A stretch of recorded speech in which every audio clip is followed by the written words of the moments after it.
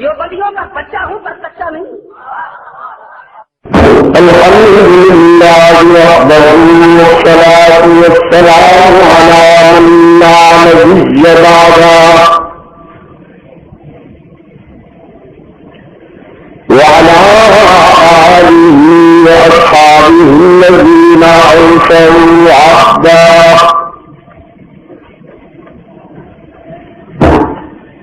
الذين هم مفاتيح الرحمة ومصابيح الغرر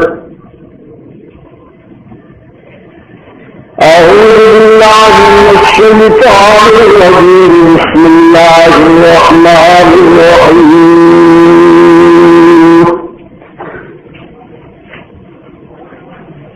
وما محمد إلا رسول قد خلت من قبله الرسل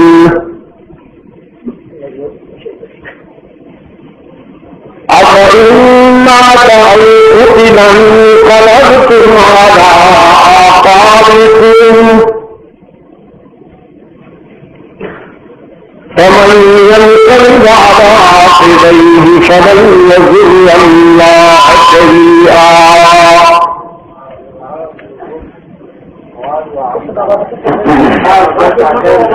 وسيجزي الله الشاكرين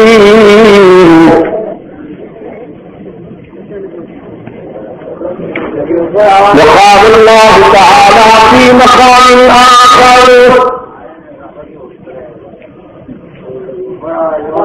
اليوم أكملت لكم دينكم وأتممت عليكم نعمتي ورضيت لكم الإسلام دينا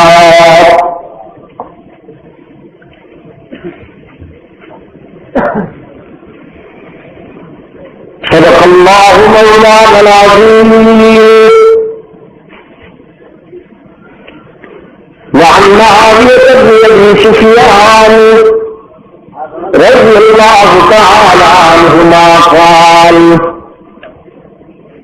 قال رسول الله صلى الله عليه وسلم من يرد الله به خيرا يفقهه في الدين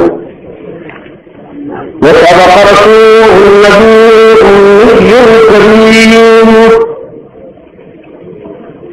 ونحن على ذلك لمن الشاهدين والشاكرين والحمد لله رب العالمين خدا در انتظار حمد العالمین محمد کشن براہ سلامی محمد حامد حمد دعوت خدا بدا کریم مصطفیٰ محمد ارسلی خواہم خدا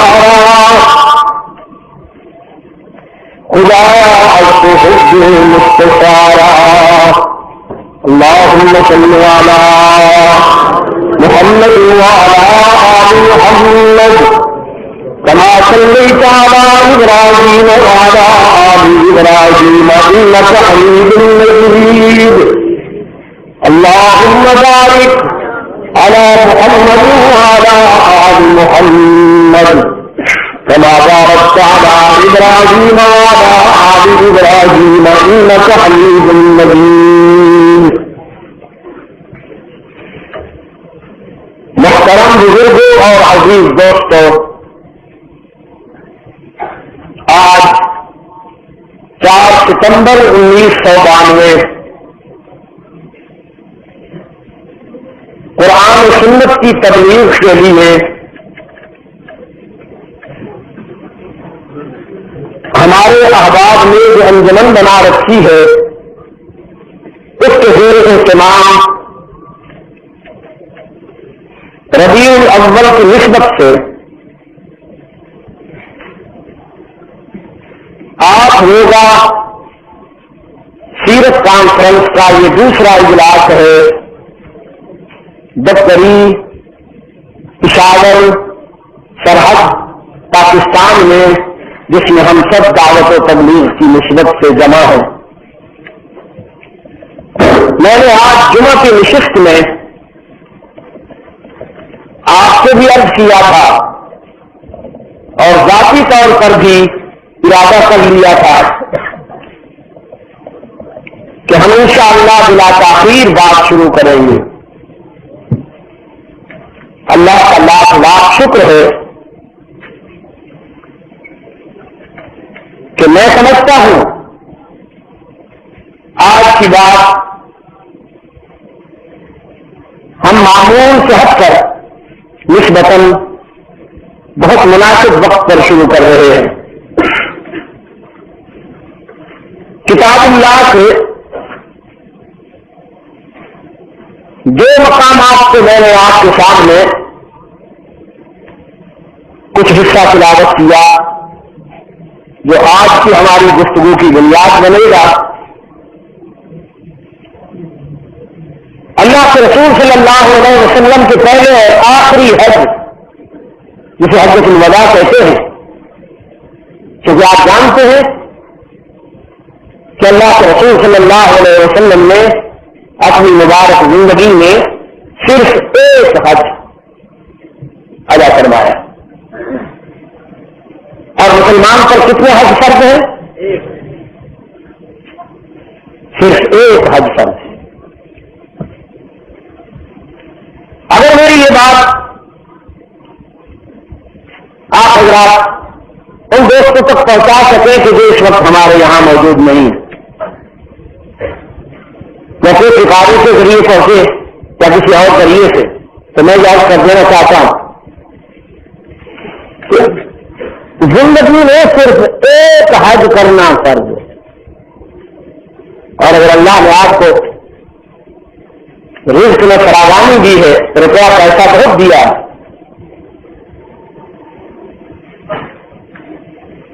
تو آپ اپنے پڑوس میں، اپنے محلے میں، اپنے شہر میں، اپنے ملک میں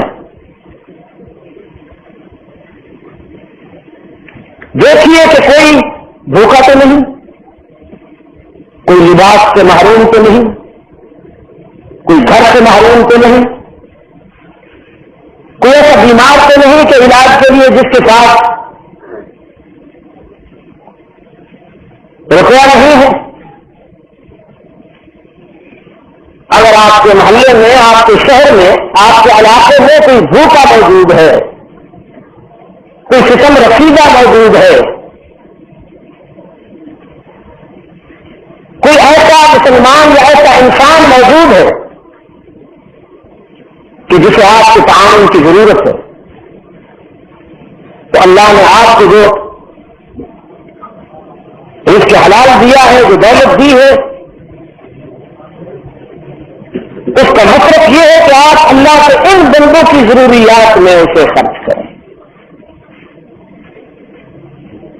اس لیے کہ بھوکے، پریشان حال، بیمار، غریب الوطن مسافر اور ضرورت مند انسان کا تعاون کرنا جبکہ آپ کو توفیق ہے وہ فرض ہے، اور ایک حج کے علاوہ دوسرے حج ادا کرنا وہ نفل بنتا ہے۔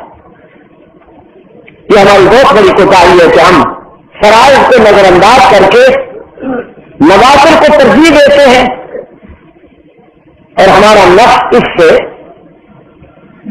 تسکین محسوس کرتا ہے کہ ہم ہر سال حج کر کے آئیں اور ریلوے اسٹیشن پر یا ایئرپورٹ پر ہمارا استقبال کیا جائے اور گلے میں ہار ڈالے جائیں۔ اللہ کے قرب کے لیے میں آپ کو ایک بات بتا دینا چاہتا ہوں، میرے سکون اور نہایت متانت سے میری یہ بات سن لیجیے۔ اگر آپ نے کسی غم زدہ انسان کا غم بانٹ کر اس کے آنسو تقسیم کر لیے اور اپنے دامن میں بھر لیے، اس کے دکھوں کا مداوع کر لیا، تو آپ کے اس چھوٹے سے عمل کا مقابلہ ہزاروں حج بھی نہیں کر سکتے اگر اللہ آپ کو ہزاروں سال کی زندگی دے دے۔ کسی ایک غم زدہ اور ستم رسیدہ انسان کے اگر آپ نے آنسو پوچھ لیے اور کسی روتے ہوئے انسان کے لبوں پر آپ نے مسکراہٹیں بکھیر دی، اس عمل کا مقابلہ آپ کے کئی حج بھی نہیں کر سکتے. اللہ کے رسول صلی اللہ علیہ وسلم نے ایک حج فرمایا اور باقی جو کچھ بھی اللہ کی طرف سے آئے وہ اللہ کے بندوں نے تقسیم کر دیا. اپنی عدالت کے زمانے میں رحمت عالم صلی اللہ علیہ وسلم نماز کے لیے تشریف لے جانے لگے تو ام المؤمنین صدیقہ کائنات سیدہ عائشہ رضی اللہ تعالی عنہا سے پوچھا, حالانکہ تشریف لے گئے تھے, مسلح پر جا کے واپس آئے, اور ام المؤمنین سے پوچھا کہ حسین براغے میں آئے تھے, کچھ تو ہم نے تقسیم کیے, کچھ بچ گئے تھے, وہ کہاں ہوئے؟ اور پھر اللہ کے رسول وہ رکھے فرمایا لاؤ, اور انہیں اللہ کے راستے میں تقسیم کر دیا, ضرورت مندوں تک پہنچایا. فرمایا محمد کو حیا آتی ہے کہ میرے گھر میں کچھ درہم رکھے ہوں اور میں اللہ کے حضور عبادت کرنے کے لیے کھڑا ہو جاؤں.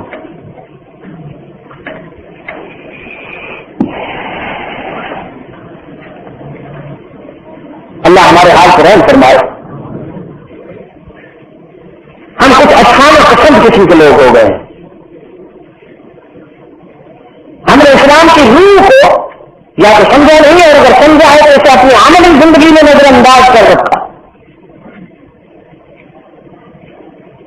اللہ کی عبادت کے بعد یاد رکھیے, اللہ کی عبادت کے بعد سب سے بڑی نیکی اس کے بندوں کا دل جیتنا ہے. حضرت الوداع کے موقع پر یہ آیت کریمہ نازل ہوئی جس میں اللہ نے سرزندہ میں اسلام کو یہ خوشخبری دی ہے کہ ہم نے تمہارا دین مکمل کر دیا, تم پر نعمتوں کے اتمام کا فیصلہ کر لیا, اور ہم نے تمہارے لیے اسلام کو ضابطۂ حیات منتخب کر لیا. سیرت اسرار کائنات کا یہ پہلو آج میں آپ کے سامنے اس لیے بیان کروں گا کہ ولادت کے تذکرے تو ہوا کرتے ہیں, صرف تذکرے نہیں ہوتے, بلکہ ہم نے بہت کچھ اس سلسلے میں پیش رفت کر لی. آپ کے سامنے جو کچھ ہوتا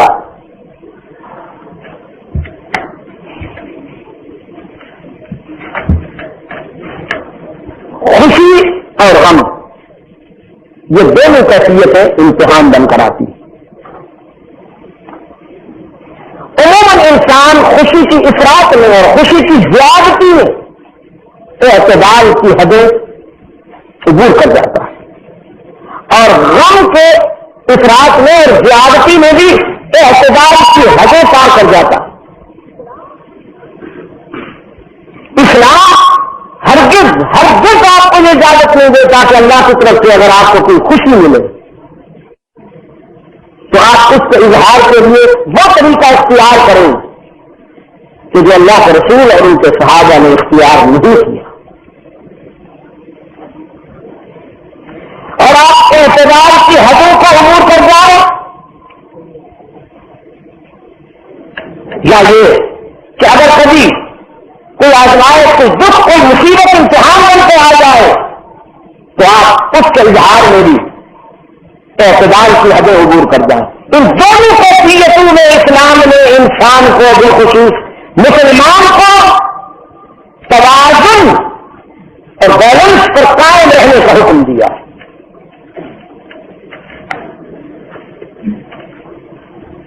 حضرات صحابہ رضوان اللہ تعالی علیہ مجمعین کو اللہ کے رسول صلی اللہ علیہ وسلم کی بعثت اور ولادت پر ہم سے زیادہ خوشی تھی, کیونکہ ہم رحمت عالم صلی اللہ علیہ وسلم کی محبت و عقیدت میں وہ مقام نہیں رکھتے جو صحابہ رسول کا تھا,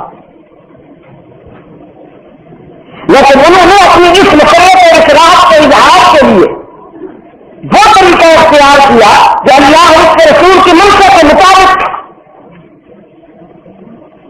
اللہ اور اس کے رسول کی منشا کے خلاف انہوں نے اپنی خوشی کے اظہار کا کوئی طریقہ نہیں اپنایا. اور آج میں آپ کو یہ بتانا چاہتا ہوں کہ صحابہ کرام رضوان اللہ علیہ اجمعین کی زندگی میں ایک یہ مرحلہ بھی آیا کہ اتنے غمگین ہوئے اتنے دکھی ہوئے کہ اس سے زیادہ کسی دن بھی وہ دکھی اور غمگین نہیں ہوئے.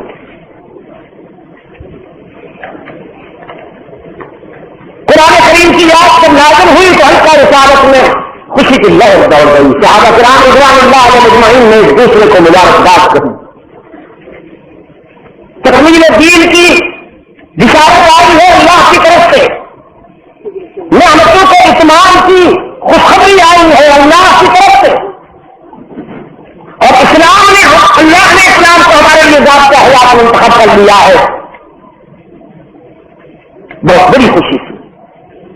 لیکن راحت و مسرت کے انہی لمحات میں ایک روشن ضمیر کی آنکھیں برس پڑی,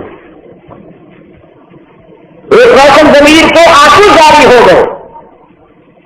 اور پشاور کے دوستوں, وہ رونے والا کوئی معمولی آدمی ہوگا تو شاید اسے نظر انداز کر دیا جاتا کہ ہنستا ہو یا روئے, ہمیں کیا. یہ رونے والا وہ شخص تھا کہ اسلام میں اس کی مسکراہٹیں بھی معیار ہیں, اس کے آنسو بھی معیار ہیں. حلقہ رسالت کا مستند اور معتمد کردار سیدنا ابو بکر صدیق رضی اللہ تعالی عنہ. صحابہ کرام رضوان اللہ علیہ اجمعین نے صدیق اکبر کے آنسو دیکھے. کہ ابو بکر آج آپ کا رونا ہماری سمجھ میں نہیں آیا. آج تو وحی کی سزاؤں نے ہمارے دل و نگاہ کے دروازے پہ دستک دے کر یہ بشارت دی ہے کہ اللہ نے تمہارا دین مکمل کر دیا, تم سے نعمتوں کا اتمام ہو گیا, اسلام کو اللہ نے تمہارے لیے پسند کر لیا. آج کے دن آپ کی آنکھوں میں آنسو ہماری سمجھ سے دعوت کر ہیں. صدیق اکبر رضی اللہ تعالی عنہ نے فرمایا, اس پر میں بھی خوش ہوں کہ دین کی تکمیل نعمتوں کے اتمام اور اسلام کے انتخاب کی خوشخبری سنائی گئی. اس پر تو میں بھی خوش ہوں, لیکن جس بات نے مجھے رلایا ہے شاید وہ تم نہیں سمجھے. یہی وہ 3 اہداف تھے جنہیں مکمل کرنے کے لیے میرا محبوب آیا تھا. جب یہ 3 اہداف مکمل ہو گئے تو اب ڈرتا ہوں, دل دھڑکتا ہے کہیں میرا محبوب مجھ سے جدا نہ ہو جائے. تب جا کے حضرات صحابہ کرام رضوان اللہ علیہ اجمعین کی سمجھ میں آئے کہ ابو بکر کے فکر و تدبر کی گہرائی کا کیا عالم ہے. واقع سے سر رسول کہا گیا ہے نا صدیق اکبر کو رضی اللہ تعالی عنہ. اگر آپ کی اونچی آواز سے رضی اللہ تعالی عنہ کہہ دیتے تو سزائیں معطل ہو جایا کریں. یہاں کی سزائیں ترقی ہے ان جملوں کے لیے. آپ یہ جملے ان ہواؤں میں اور ان سزاؤں میں تحلیل کیجیے. پشاور کے دوستوں, صدیق اکبر رضی اللہ تعالیٰ عنہ اس دن بھی رو دیے تھے جس دن اللہ کے رسول صلی اللہ علیہ وسلم نے وفات سے چند روز پہلے مسجد نبوی میں خطبہ ارشاد فرمایا. سفر کے آخری ایام میں اللہ کے رسول صلی اللہ علیہ وسلم علیل ہوئے.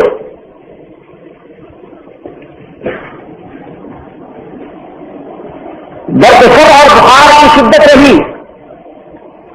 آپ صلی اللہ علیہ وسلم نے حکم دیا کہ مجھ پہ ٹھنڈے پانی کے مشکیزیں ڈالے جائیں. رحمت عالم صلی اللہ علیہ وسلم پر تعمیر ارشاد میں ٹھنڈے پانی کو انڈیلا گیا تو آپ کی طبیعت میں راحت ہوئی, سکون آیا. آپ صلی اللہ علیہ وسلم نے اس موقع پر خطبہ ارشاد فرمایا. یہ خطبہ اصل میں حجت الوداع کے خطبے کا ملخص ہے. جہاں تفصیل کی یہاں اس کا خلاصہ ہے. انسانی حقوق کی بات کی, مہاجرین کو انصار کو مہاجرین کے متعلق وصیت فرمائی. اور اس خطبے میں یہ بھی فرمایا اللہ نے ابراہیم کو خلیل چن لیا, اگر مجھے اپنی امت میں سے کسی کو خلیل چننے کی اجازت ہوتی لگتا حج تو ابا بکر, میں ابو بکر کو اپنا خلیل چن لیتا رضی اللہ تعالی. لیکن اسلامی اخوت محبت پہ انحصار کرتا ہوں. اسی خطبے میں آپ صلی اللہ علیہ وسلم نے یہ بھی ارشاد فرمایا کہ میں نے سب کے احسانات کا بدلہ ادا کر دیا. جس کسی نے جتنا احسان مجھ پہ کیا تھا، اللہ کا خبر مکہ ہے، جس کسی نے جتنا بھی احسان مجھ پہ کیا تھا میں نے ان سب کا بدلہ دے دیا. لیکن ابو بکر میرا وہ محسن ہے کہ اس کے احسانات کا بدلہ میرا رب ادا فرمائے. اور اسی خطبے میں صلی اللہ علیہ وسلم نے فرمایا اللہ نے اپنے ایک بندے کو یہ اختیار دیا کہ اگر تمہیں دنیا میں رہنا پسند ہو تو ہم تمہاری خواہش کے مطابق دنیا کی زندگی میں اضافہ کر دیں، اور اگر ہمارے جوار رحمت میں آنا پسند ہو تو پھر تیاری کر لو. دنیا میں ہوتے ہوئے بھی ہمارے جوار رحمت میں تو ہو، لیکن دنیا کی زندگی میں کبھی آنکھوں سے واسطہ پڑتا ہے، کبھی آزمائشوں سے واسطہ پڑتا ہے، دکھوں سے واسطہ پڑتا ہے. جب ہمارے جوار رحمت میں آ جائے گے تو وہاں آنسو، دکھ اور آزمائشوں کا گزر نہیں کہ وہ دار الجزا ہے.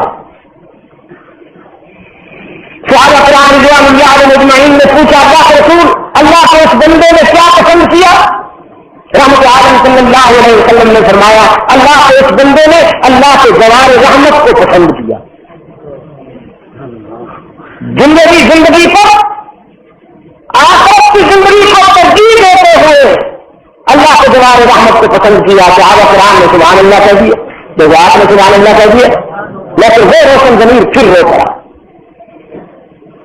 اس دیگر کی آنکھوں میں پھر آنسو چھلک پڑے. صدیق اکبر رضی اللہ تعالیٰ عنہ کو ارداگرد صحابہ جمع ہوئے اور کیا ابو بکر آپ کو ہو تم، یہ تو اللہ کے کسی بندے کی بات کر رہے ہیں اللہ کے رسول صلی اللہ علیہ وسلم. صدیق اکبر رضی اللہ تعالیٰ عنہ نے فرمایا تم نہیں سمجھے، یہ جس کی بات ہو رہی ہے کوئی اور نہیں، خود رحمت عالم صلی اللہ علیہ وسلم. لیکن پشاور کے دوستوں میں کہا کرتا ہوں یہی ابو بکر صدیق جو رحمت عالم صلی اللہ علیہ وسلم کی وفات کے اشارے اور کنایت کروا دیتا.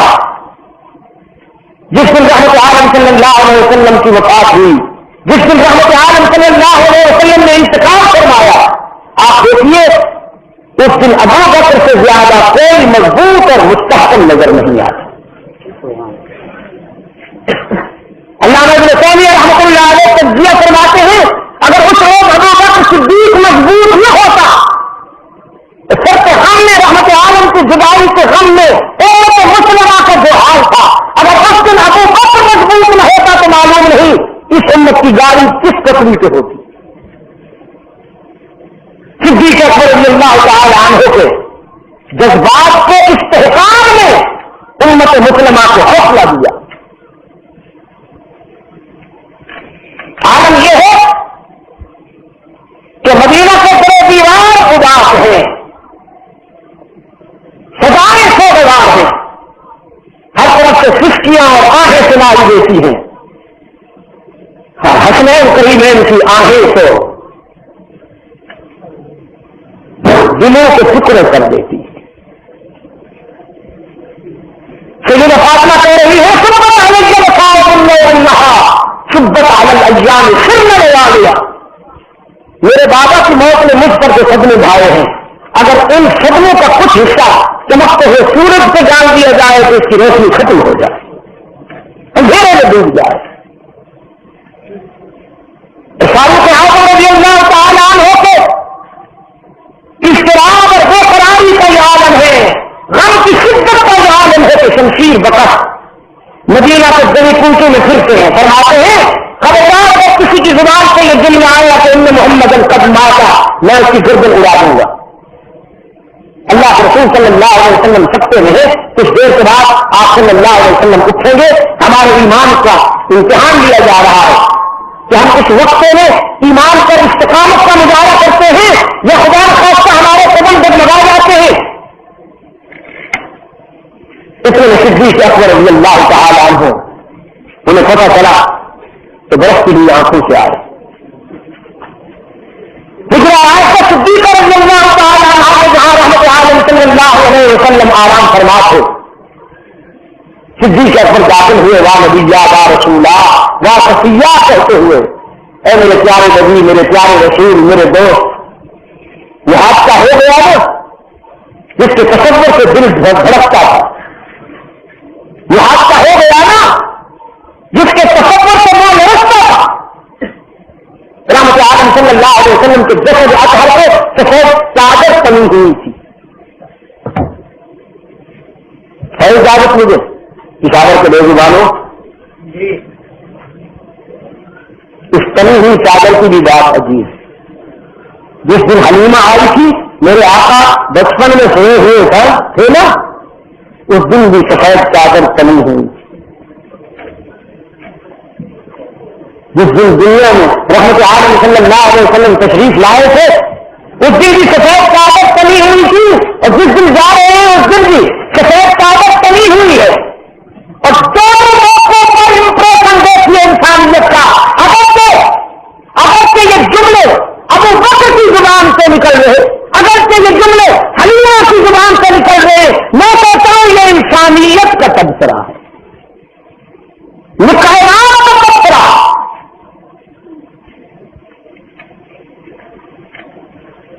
حوازن کے قبیلے کی بادیاں نشین عورتیں جو بچوں کو ہر کام اٹھانے آیا کرتی تھی، ہاشمی خاندان کے بڑے بڑے گھرانے کے بچوں کو پالتی تھی تاکہ معاوضے میں ہمیں کچھ ملے گا.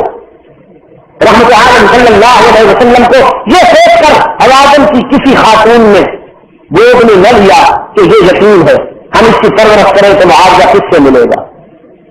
حلیمہ سب کے بعد آئی تھی، سوچا دیکھتے ہوں.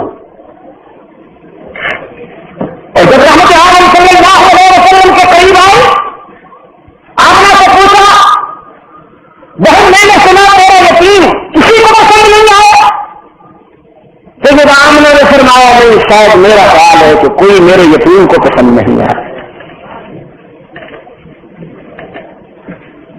حلیمہ قریب آئی،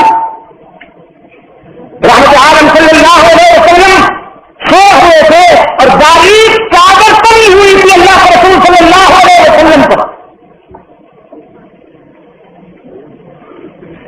کپڑے کے باریک باریک سوراخوں سے حسن مختصری کی تابانی نے حلیمہ کا استقبال کیا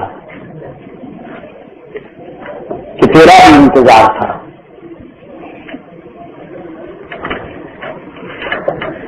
حلیمہ نے دیکھا اور دیکھتی چلی گئی، اٹھایا اور سینے سے لگا لیا. اگر کہ ان تاثرات کو منظور تو حسان ابن ثابت نے بات نہیں کیا، لیکن شاید حلیمہ نے اسی وقت کہہ دیا. اس نے شاعری نہیں کی، عشق ضرور تھا.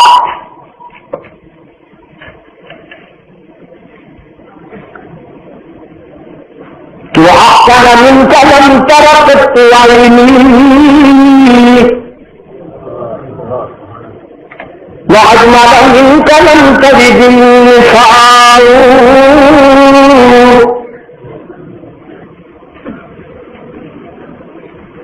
تجھ سے زیادہ حسین تو آج تک میری آنکھوں نے نہیں دیکھا.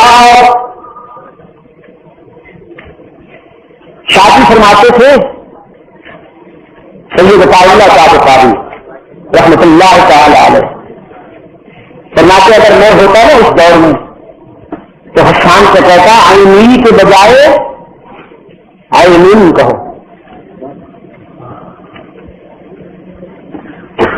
یہ نہ کہو کہ میری آنکھ نے تجھ سے زیادہ حسین نہیں دیکھا.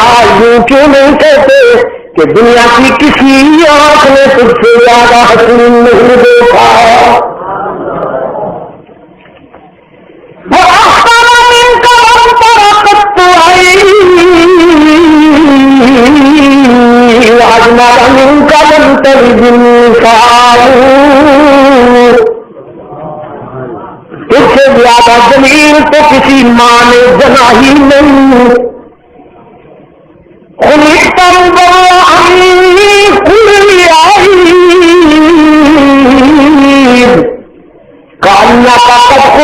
كما تشاء.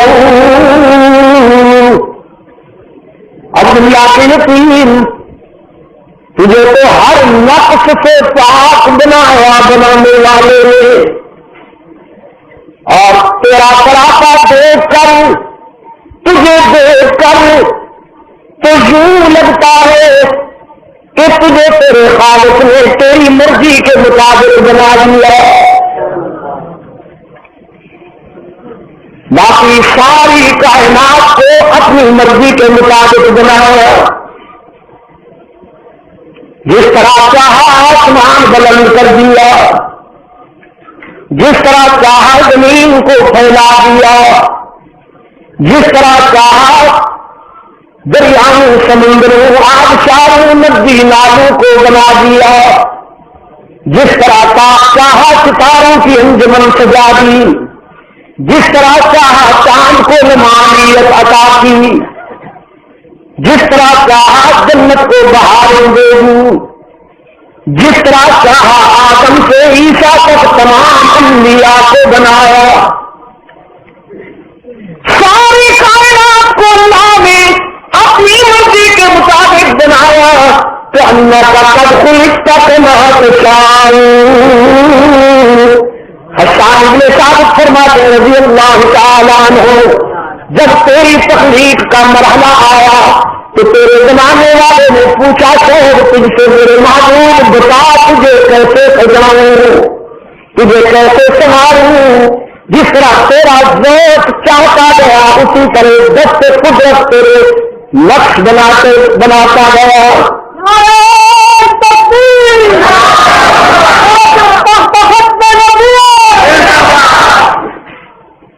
یہ ولادت کا منظر تھا، وہ ولادت کا منظر تھا. حسان بن ثابت نے عربی میں کہا اور شادی میں فارسی میں کہا.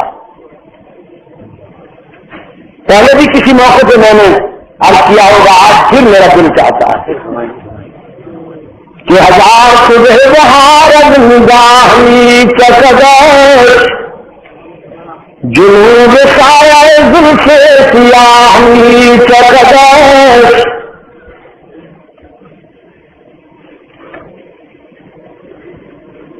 سبق قدر گل نسرید اکثر خرید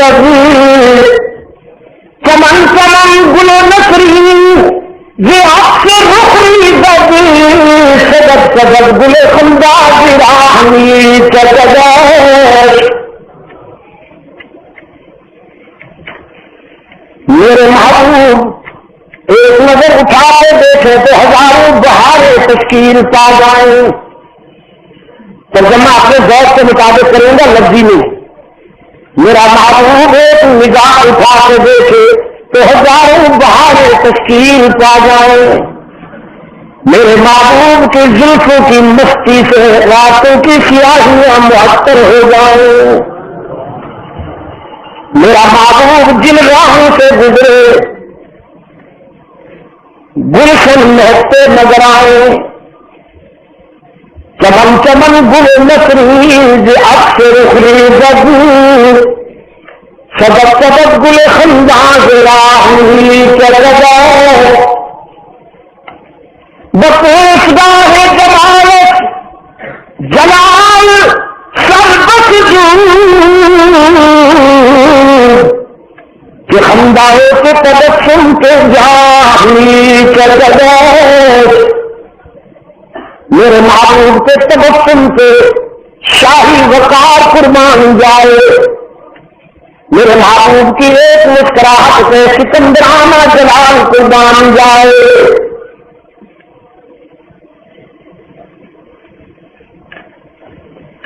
بہرحال یہ ولادت کی بات ہے. صدیق اکبر رضی اللہ تعالیٰ نے حجرہ عائشہ میں قدم رکھا رضی اللہ تعالیٰ عنہ. رحمت عالم صلی اللہ علیہ وسلم کے جسد اطہر سے سفید چادر تنی ہے. چہرہ انور سے کپڑا اٹھایا صدیق اکبر نے. رحمت عالم صلی اللہ علیہ وسلم کا ماتھا چوما اور ایک جملہ ارشاد فرمایا طبت حیا ومیتا، دنیا کے سارے حکیم موت کے بعد حکیم نہیں رہتے، موت سب حکیموں کا حکم چھین ہوتی ہے میرے معبود، تو دنیا کا منفرد حکیم ہے کہ موت بھی تیرے حکم کا کچھ نہیں بگاڑ سکتی، تو موت کے بعد بھی اتنا ہی حکیم ہے جتنا زندگی میں حکیم۔ پھر ارشاد فرمائے اللہ آپ پر کبھی دو موتیں جمع نہیں کرے گا، رحمت عالم صلی اللہ علیہ وسلم پر پھر چادر کہانگی، اس میں سارا مدینہ جمع ہو گیا یہ سننے کے لیے، یہ جاننے کے لیے کہ ابو بکر کیا کہتا ہے۔ پھر آپ نے رضی اللہ مجھے ہر مرتبہ کہنا پڑے گا، میرے لیے تو کوئی تکلف کی بات نہیں، میں تو کہتا رہوں گا، لیکن آپ کے لیے یہ شایا نشان نہیں، جب ایک مرتبہ کہہ دیا جائے اور اشارہ کر دیا جائے کسی اچھی بات کی طرف، پھر اسے بھولنا نہیں چاہیے، اسے اپنا لینا چاہیے۔ کچھ لوگ یہ اپنے اپنے پیرنٹس کی بات ہے، انڈیا میں ایک صوبہ ہے گجرات، وہاں سے مسلمانی میں نے دیکھی ہے، ان میں ایک خوبی ہے، ان کے آباء و اجداد نے یہ طرز اپنایا کہ انبیاء علیہ السلام کے ناموں پر اپنے بچوں کے نام رکھے، آدم، یعقوب، ابراہیم، اسماعیل، موسیٰ، ہارون، یونس، انبیاء کے ناموں پر۔ جب میرا وہاں جانا ہوا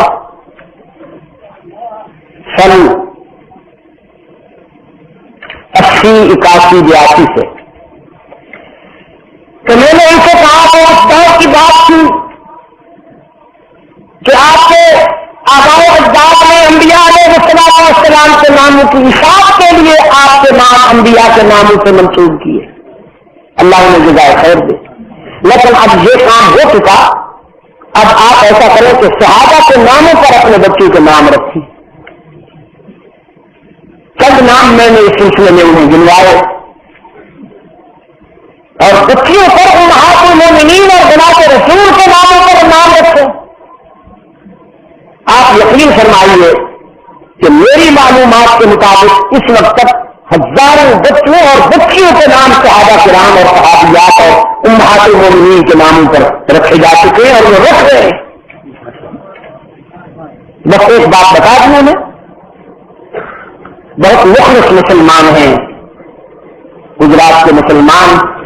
ایک اور خوبی بھی میں بتاتا چلا جاؤں، اس وقت عالمی سطح پر دعوت و تبلیغ کا جو کام ہے، شیخ محمد الیاس رحمۃ اللہ تعالی علیہ کی تبلیغی جدوجہد کو سب سے زیادہ ان لوگوں نے سپورٹ کیا ہے۔ یورپ میں، افریقی ممالک میں، ادھر میں ایشیائی ممالک میں، جہاں کہیں میں گیا ہوں، سب سے زیادہ تبلیغی جماعت میں گجرات کے مسلمانوں کا کردار نظر آیا۔ اور جب دارالعلوم دیوبند سے کچھ علماء کرام یہاں گجرات میں آئے، شامل کاشمیری رحمۃ اللہ تعالی علیہ، شیخ بدر عالم رحمۃ اللہ تعالی علیہ، اس طریقہ کار میں کسی بات پر ذرا اختلاف ہو گیا انسانی نقطہ نظر سے، اور جب وہ یہاں گجرات آ گئے اتنا بڑا ادارہ قائم کر دیا ہے مسلمانوں نے، گجرات کے مسلمانوں نے، کہ اس وقت وہ بھی ایک دوہا نظر آتا، اتنی عظیم یونیورسٹی بنا ڈالی ہے انہوں نے، جامعہ اسلامیہ دادیل بنایا، جامعہ حسینیہ رادیل بنایا، شیخ بدر عالم رحمۃ اللہ علیہ جس کے فاؤنڈر ہیں، جامعہ اسلامیہ دادیل کے شاندار کاشمیری رحمۃ اللہ علیہ نے فاؤنڈیشن رکھا، جس میں مفتی محمد شفیع صاحب مرحوم بھی معلم رہے، متعلم رہے، شیخ محمد یوسف بنوری رحمۃ اللہ علیہ متعلم رہے، پھر معلم رہے، جامعہ اسلامیہ بابل کو اللہ تعالیٰ اپنی حفاظت میں رکھے اور خوب خوب ترقی و فروغ عطا فرمائے. وہ بھی ایک طرح کا گیا ہندوستان میں دوسرا بین الملک بندے گیا تھا. میں نے اس کے جلسہ تقسیم اسناد میں پچھلے سال جب شرکت کی تھی تو اس وقت دورہ حدیث کے طلباء کی تعداد 650. اللہ کا اتنا فضل و کرم ہے ان مسلمانوں کا کہ اگر ایک اچھی بات ان کی سمجھ میں آ گئی تو بس پھر نوازش سے اسے پکڑ لیا. بار بار نہیں کہنا پڑا ان کو. تو یہ بات صرف ایک بات کہنے کے لیے میں نے تو بہت سی باتیں آپ کو بتا دی, پھر مجھے کہنا نہ پڑے. صحابہ کرام رضوان اللہ اجمعین ذرا ہے یہ معلوم کرنے کے لیے کہ فاروق اعظم رضی اللہ تعالیٰ عنہ کو شمشیر بقت ہے اور یہ کہتے ہیں خبردار اگر کسی کی زبان پر یہ جملہ آیا کہ ان محمد القدمات رحمت عالم صلی اللہ علیہ وسلم نے وفات پائی ہے تو ان کا کہنا یہ ہے کہ میں گردن اڑا دوں گا. ذرا دیکھیں آج کے دن ابو بکر کیا کہتے ہیں رضی اللہ تعالیٰ عنہ کہ ابو بکر کی بات ہر سے آخر ہے امت میں. مدینہ کی جگہ ہے, ان میں فاروق اعظم بھی آئے رضی اللہ تعالیٰ عنہ. حضرت صدیق اکبر رضی اللہ تعالیٰ عنہ نے امت مسلمہ کو خطاب کیا, خطبہ مسلمہ پڑا, فاروق اعظم کو قریب بلا لیا. ابن خطاب کہا ہنا آپ ذرا قریب آئیے اور میرے سامنے بیٹھے. فرمایا ان اللہ امر محمد صلی اللہ علیہ وسلم وابقا زندہ لوگوں کی طرح ان اللہ امر محمد صلی اللہ علیہ وسلم وابقا. یہ جو میرے پیچھے بیٹھے ہیں یہ دوسرا آسمیت میں پہنچ گئے. وہ بھی بولے نا ان سعادتوں میں سب شامل ہو جائیے نا میرے عزیز اور میرے بزرگ. ان اللہ امر محمد صلی اللہ علیہ وسلم وابقا. اللہ نے اپنے معبود کو دنیا کی زندگی عطا فرمائی, جب تک چاہا دنیا میں زندہ رکھا, اور رحمت عالم صلی اللہ علیہ وسلم نے بھی دنیاوی زندگی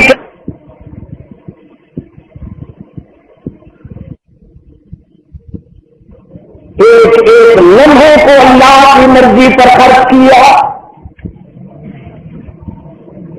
4 شعبے ذکر کیے ہیں صدیق اکبر رضی اللہ تعالیٰ عنہ نے. 4 اہداف ذکر کیے ہیں رحمت عالم کی حیات طیبہ کے. فرمایا حتی قام دین اللہ واظہر امر اللہ وبلغ رسالۃ اللہ وجاہد فی سبیل اللہ.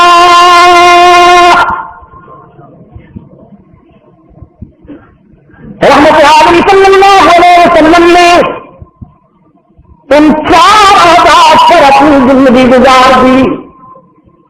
دین کے قیام, اللہ کی ذات کے اظہار میں, اعلاء کلمت اللہ میں یعنی اقامت دین, اعلاء کلمت اللہ, تبلیغ رسالت اور جہاد فی سبیل اللہ. تعلیم فروشی کا تذکرہ نہیں ہے. اقامت دین, اعلاء کلمت اللہ, تبلیغ رسالت اور جہاد فی سبیل اللہ. یاد رکھیں گے نا, یہ صرف 6 ٹھکانے یاد رکھے گا, آپ بھی یاد رکھیے. کہیے جزاکم اللہ. جہاد فی سبیل اللہ تبلیغ رسالت، اعلاء کلمۃ اللہ، اقامت الدین. اب یہ اقامت الدین کیا ہے؟ الیوم اکملت لکم دینکم واکملت علیکم نعمتی ورضیت لکم الاسلام دینا. یہ دین کیا ہے؟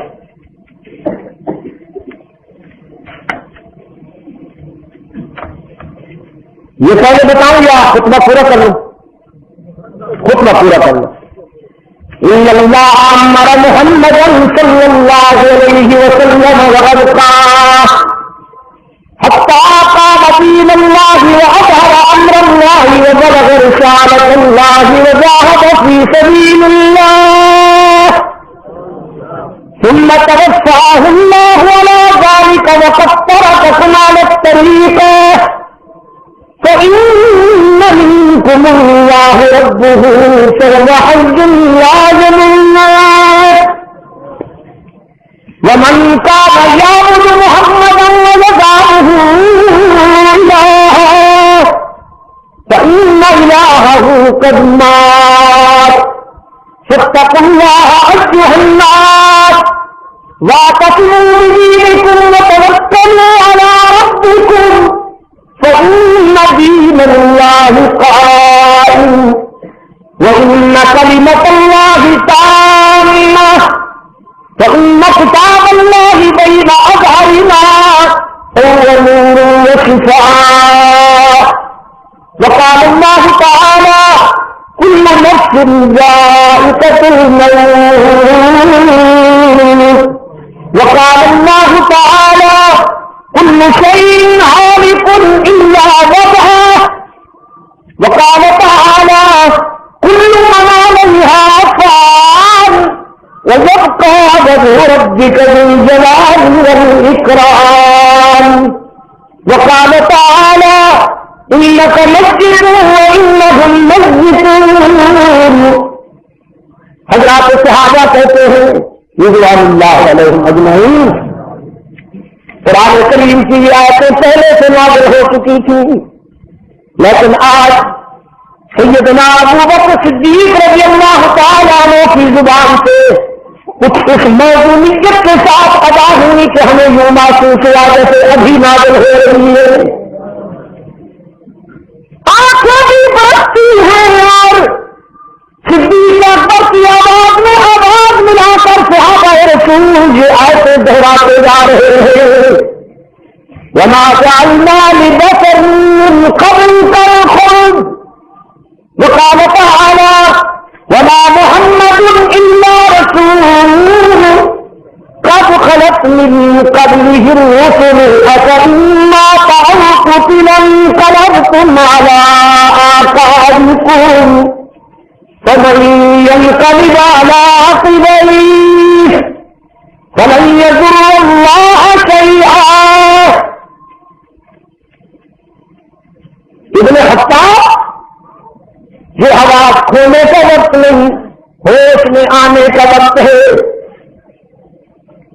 قدم ڈگمگانے کا وقت نہیں، استحکام کا مظاہرہ کرنے کا وقت ہے.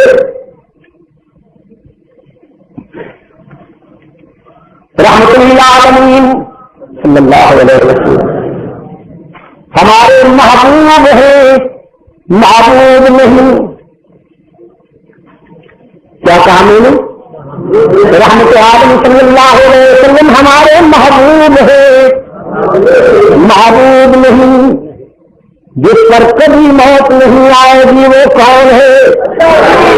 معبود. جس پر کبھی موت نہیں آئے گی وہ معبود ہے. ہر پیدا ہونے والے کو ایک دن موت آئے گی، اس پر کبھی موت نہیں آئے گی جو پیدا ہی نہیں ہوا.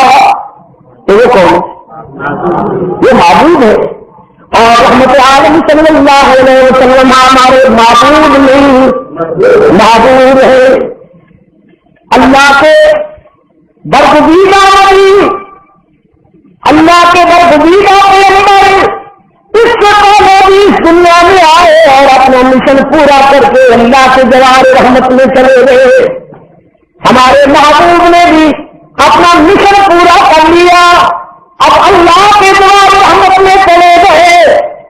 وہ تو دنیاوی زندگی میں بھی بتا رہے تھے کہ میں نے اللہ کے جوار رحمت میں جانا پسند کر لیا ہے.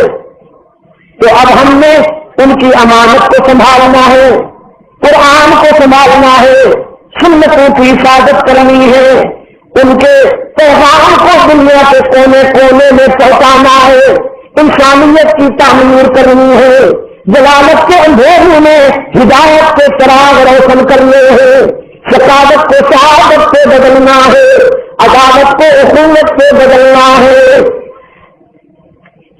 یہ رونے دھونے کا وقت نہیں, یہ تو سنبھلنے کا وقت ہے. ابن خطاب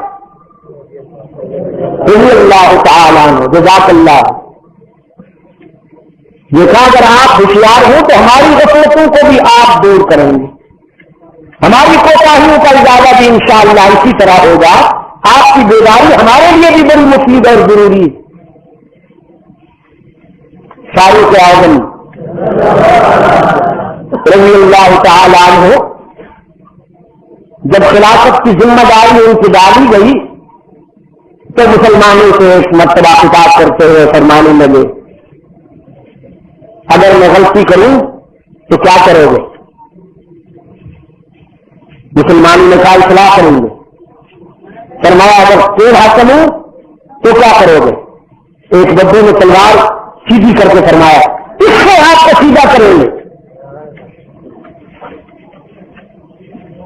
اس پر غضبناک نہیں ہوئے, قانون حرکت میں نہیں آیا.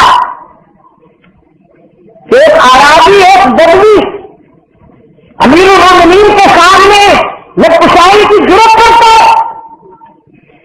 اللہ کے حضور شکر گزار ہوئے اور فرمایا رب العالمین تیرا شکر کس زبان سے ادا کروں؟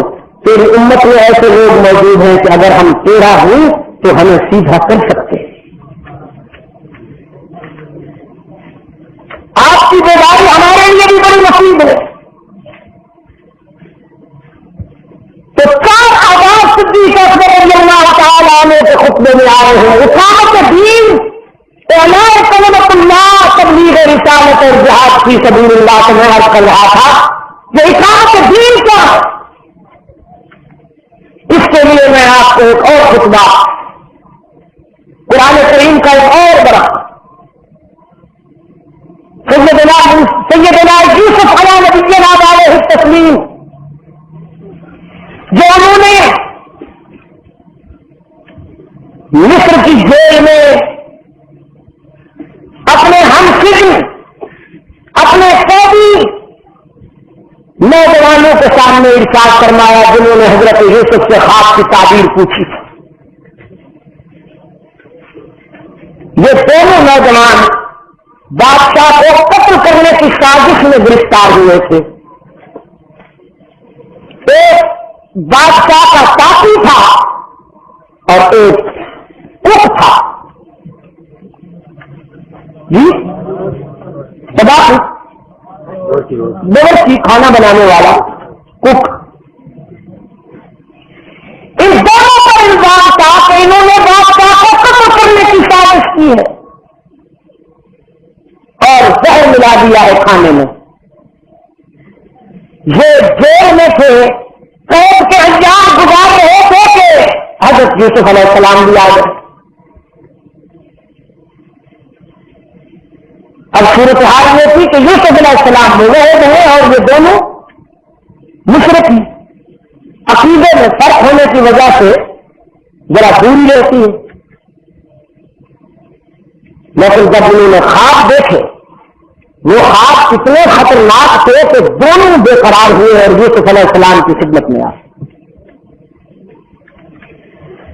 قال احدهما اني اراني اكل خمرا وقال الاخر اني اراني احمل فوق راسي خبزا تاكل الطير منه نبئنا بتأويله إنا نراك من المحسنين. سیدنا یوسف علی قائدنا علیہ التسلیم کی خدمت میں دونوں نے عرض کیا ہم نے خواب دیکھا ہے. ایک نے کہا میں نے دیکھا ہے روٹیاں لے کے جا رہا ہوں پرندے نوچ رہے ہیں. دوسرے نے کہا میں نے دیکھا ہے کہ انگور نچوڑ رہا ہوں شراب کشید کر رہا ہوں. نبئنا بتأویلہ ہمیں ان خوابوں کی تعبیر بتائیے. جناب یوسف نے فرمایا لا یأتیکما طعام ترزقان الا نبأتکما بتأویلہ قبل ان یأتیکما. تمہارے خوابوں کی تعبیر بتائی جائے گی. زیادہ دیر نہیں لگاؤں گا. کھانا آنے سے پہلے تعبیر بتا دوں گا. لیکن چونکہ تمہارے خوابوں کی تعبیر کا تعلق آنے والے زمانے سے ہے, فیوچر سے ہے, مستقبل سے ہے, اور آنے والے زمانے کے حالات انسان نہیں جانتے, رحمان جانتا ہے. کل کیا ہوگا کون جانتا ہے. جزاکم اللہ. کل کیا ہوگا کون جانتا ہے. ما تدری نفس ماذا تکسب غدا. کل کی باتیں جاننے والا کون. لیکن تمہارے خوابوں کی تعبیر کا تعلق آج سے نہیں کل سے ہے. اور جب میں تمہارے خوابوں کی تعبیر بتاؤں اور وہ ہوگی کل سے متعلق مستقبل سے متعلق تو کہیں تمہیں شرک کے جراثیم نہ لگ جائے اور یہ نہ محسوس کرے کہ اللہ بھی علم غیب رکھتا ہے اور اس کا نبی عالم غیب ہوا کرتا ہے. نہ عالم غیب اللہ کے سوا کوئی نہیں. میں جو تمہارے خوابوں کی تعبیر بتاؤں گا وہ میرے علم غیب کے نتیجے میں نہیں ہوگی. ذالکم مما علمنی ربی. وہ میرے رب کا عطا کردہ علم ہے وہ اس کی روشنی میں تمہیں بتاؤں گا. ٹھیک ہے. لیکن تعبیر بعد میں تبلیغ پہلے. جیسے اس دور کا فنکار کہتا ہے تعویذ بعد میں نذرانہ پہلے. یوسف علیہ السلام نے فرمایا تعبیر بعد میں تبلیغ پہلے. سوچا ان کو مطلب پڑ گیا ہے مجھ سے, غرض پڑ گئی ہے, اور انسان کی فطرت ہے جب اس کو مطلب ہے تو یہ بڑی توجہ سے بات سنتا ہے, چاہے الٹی سیدھی بات ہی کیوں نہ ہو, بڑی توجہ سے سنتا ہے. اور جب اس کو غرض نہ ہو مطلب نہ ہو تو کام کی بات میں نہیں سنتا. وقت نہیں ہے پھر کبھی اپنا مصروف. ٹھیک کہہ رہا ہوں. ہمارے لیڈر صاحب اللہ ان کو سلامت رکھے نہا رہے ہیں, اور ایک ایسے آدمی کی ان کو ضرورت ہو کہ جن کی یہ انتظار کر رہے ہیں. مثلا شاہ صاحب نے آنا تھا جلسے کے لیے اور ان کا رابطہ نہیں ہو رہا تھا. میں نے وہاں سے فون کیا, یہ اس وقت غسل خانے میں نہا رہے ہیں. فون ان کے فرزند نے سنا ہمارے عزیز استاد احمد نے, اور وہ چونکہ میں دور سے فون کر رہا تھا ملتان سے, اس نے پوچھا کہ کون بول رہے ہیں. میں نے اپنا نام بتایا تو اس نے دیر سے کہا شاہ صاحب ہے. اب ان کو غسل خانے میں انہوں نے جب چھوڑ لیا نا کہ شاہ صاحب کا فون ہے تو وہیں سے کہیں گے بیٹا صاحب ابھی آتا ہوں فون بند نہ کرنا. مطلب ہے نا کہ پتہ نہیں پھر رابطہ ہوتا ہے کہ نہیں ہوتا. میں اتنی مرتبہ فون کر چکا ہوں یہ ملتے نہیں. اب ان کا فون آ گیا تو فون بند نہ کرنا, ابھی آپ کو گاڑ سے باہر آ گئے. لیکن اگر کسی کا انہوں نے قرضہ دینا ہے اور کسی قرض خواہ نے فون کر لیا آگے بیٹھے ہوئے ہیں تو مجھے خطرہ ہے کہ یار میں بیٹے سے کہہ دوں بتا دو اور وہ دکان پر گئے ہوئے ہیں. اللہ نہ کرے ایسا ہو. لیکن میں اس بات کہہ رہا ہوں انسانی نفسیات کچھ اس قسم کے ہیں کہ جب کس کا فرض ہو کسی سے مطلب ہو تو آپ بڑی توجہ سے سنتا ہے. یوسف علیہ السلام نے دیکھا میں مجھ سے غرض پڑ گئی ہے, مطلب پڑ گیا ہے تو اس سے فائدہ اٹھا دینا چاہیے. اس وقت یہ بات بڑی توجہ سے سنا ضروری, کیونکہ بڑے خطرناک خواب دیکھ لیے ہیں, اس موقع سے فائدہ اٹھانا چاہیے. تعبیر بات میں بتاؤں گا, پہلے اللہ کی توحید ان کے دل میں اتار دیں. انبیاء علیہ السلام سب سے زیادہ اس بات میں فکر مند ہوتے ہیں کہ اللہ کے بندوں کو اللہ کی توحید سمجھائی جائے.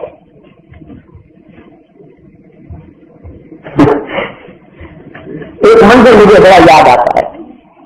امریکہ سے واپس آ رہا تھا میں, پیرس میں ہمارا جہاز اترا تو وہاں سے ہماری ایک جماعت سواری تبلیغی جماعت تھی. سفر تو پہلے بھی ہم کر رہے تھے, لیکن جب جماعت سوار ہوئی تو اب سلسلہ یہ ہو گیا کہ ایک ایک سیٹ ایک مبلغ نے لے لی. جو سیٹ پر مسافر بیٹھے ہیں اگر اونگ رہے ہیں تو ذرا ان کو بیدار کیا, بھائی ذرا بات سنیے گا, کہاں سے تشریف لا رہے ہیں؟ وہ بتاتا ہے جی میں نیو یارک سے آ رہا ہوں یا ٹورانٹو سے آ رہا ہوں یا کہاں سے آ رہا ہوں. اچھا اچھا, کہاں تشریف لے جائیں گے؟ یہ بات شروع کی تو بعض مسافر جو ہوتے ہیں جب ہر مسافر کو سننے کے لیے آمادہ نہیں ہوتا, تیار نہیں ہوتا نا.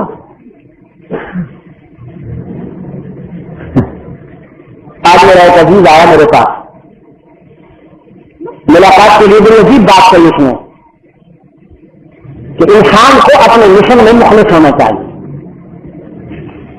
تو انہوں نے ایک واقعہ سنایا کہ ایک بیمہ کمپنی کا کوئی ایجنٹ تھا, کہ جو بیمہ کمپنی چلاتے ہیں اس کا کوئی ایجنٹ تھا.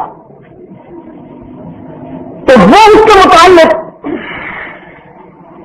شرط یہ تھی کہ یہ بڑا کامیاب ایجنٹ ہے, اس میں بہت زیادہ پالیسیاں دیتی ہے اور سب سے زیادہ اس کو رسپانس ملا ہے. تو اس کا ایک کلیپ, اس کا ایک, اگر میں غلطی نہیں کر رہا تقریباً اس طرح مجھے یاد ہے, اس کے ساتھ کام کرنے والے کسی اس کے دوست نے کہا کہ تم لوگوں کو کیسے باہر کرتے ہو, کیسے پالیسیاں بیچتے ہو؟ تو کیا تھا اس نے کہا چاہو میرے ساتھ میں تمہیں بتاتا ہوں کہ میں کیسے مائل کرتا ہوں. سارا سمپل لے گیا وہ آفس میں, اس کو وہاں جا کے آفس میں بیٹھا تو وہ افسر جو تھا وہ اس کو دیکھتی کہنے لگا تم پھر آ گئے, کیا میں نے کہہ دیا میں نے پالیسی نہیں خریدی, چلے جاؤ یہاں میرے پاس وقت نہیں ہے, میں بہت مصروف ہوں, مجھے دفتر سے ضروری کام نمٹانے ہیں, تم پھر آ ہم کے کئی مطلب کہا ہے تمہیں. اب کہاں سے یہ تو کہے تم تشریف رکھو, تم کچھ چائے پیو گے ٹھنڈا پیو گے, اس نے تو دیکھتے ہی سنا ڈالا. اب وہ کچھ دیر کھڑا رہا, اتنے میں دیکھا تو اس کی میز پر اس کے بچوں کی تصویریں رکھی ہوئی, کسی افسر کی بچوں کی تصویریں رکھی ہوئی. تو اس نے وہ تصویروں والا وہ البم اٹھا لیا, وہ جو فریم تھا جس میں وہ تصویریں تھی وہ اٹھا لیا. اس کو کچھ نہیں, بچوں سے کہنے لگا میرے بھتیجو میں تو تمہاری خیر خائی سے بھی آیا تھا اور میں چاہتا تھا کہ تمہارا مستقبل سمجھ جائے, تمہارے آئندہ اوقات کے لیے میں کچھ نہ کچھ کر دوں, لیکن تمہارے ابو جان مانتے نہیں, وہ تو میری بات ہی نہیں سنتے, رونا شروع کر دیا, ان کو چونا, بس اب تمہارا بھی مقدر, میں کچھ کر نہیں سکتا, میں مایوس جا رہا ہوں, روتا ہوا وہ فریم رکھا اور جانے لگا. اب اس نے دیکھا کہ بھی میرے بچوں کو دیکھ کر اتنا رو رہا ہے, اتنا تو میں بھی کبھی نہیں رویا, یہ اتنا بڑا خوف تھا کہاں سے آ گیا. وہ جب جانے لگا تو اس کا کہا پلیز ادھر آئے گا, بات سنو, یہ تم آ کیوں رہے تھے؟ انہوں نے کہا جی بس آپ چھوڑے مجھے جانے میں نے پھر رونا شروع کر دیا. اس نے بتایا تو صحیح بات کیا ہے. اس نے کہا میں تو بس یہی بچوں کو کہہ رہا تھا کہ میں تو تمہارے مستقبل کے لیے بھلائی کرنا چاہتا تھا, لیکن تمہارے ابو میری بات بھی نہیں سنتے, تو پھر میں کیا کر سکتا ہوں, اس لیے میں جا رہا ہوں. اس نے کہا بیٹھو بیٹھو, جو سب سے مہنگی پالیسی ہے وہ مجھے بتاؤ, آج میں وہی خریدوں. ایک والا نے پولیس سے کہا کہ میں کس طرح کام کرتا ہوں. انسان کو کس فیلڈ میں بھی ہو اپنے مشن میں مکمل ہونا چاہیے کہ انصاف کرنا چاہیے اپنی ڈیوٹی میں. اللہ ان کو سلامت رکھے. ہمارے تبلیغی بھائیوں کا پتہ نہیں خمیر کس مٹی سے اٹھا ہے. ان کو آپ دھکے دیں, ان کو آپ بدزبانی کا نشانہ بنائے, کچھ کہیں, لیکن اللہ نے ان کو حوصلہ اور وقت دیا ہے. یہ ساری باتیں سننے کے باوجود اپنا مشن ضرور پورا کریں. اب بات مسافر سنگ آ گئے اور کہنے لگے بھائی کہنا کیا چاہتے ہیں, ہم ذرا عمر رہے ہیں, پھنسے ہوئے ہیں, کہنا کیا چاہتے ہیں. تو مجھے اجلاس کہنے لگے بس ہم تو صرف اتنا کہنا چاہتے ہیں دوستوں بزرگوں, جب ہم اپنی دنیا کو سنوارنے کے لیے اس قدر کوشش کر رہے ہیں اور محنت کر رہے ہیں تو ذرا آخرت کے لیے بھی کچھ فکر ہو جائے. تو دوستوں بزرگوں جب